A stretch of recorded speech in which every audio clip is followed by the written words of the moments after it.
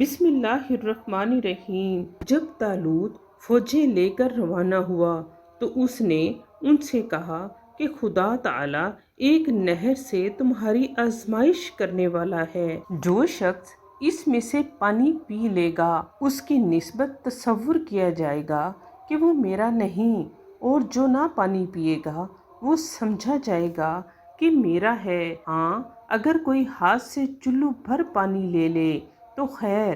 جب وہ لوگ نہر پر پہنچے تو سب نے پانی پی لیا چند شخصوں کے سوا۔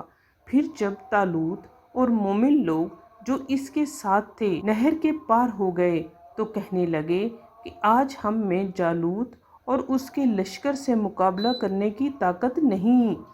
جو لوگ یقین رکھتے تھے کہ ان کو خدا تعالیٰ کے روبرو حاضر ہونا ہے، وہ کہنے لگے کہ بسا اوقات تھوڑی سی جماعت نے خدا تعالیٰ کے حکم سے بڑی جماعت پر فتح حاصل کی ہے، اور خدا تعالیٰ استقلال رکھنے والوں کے ساتھ ہے۔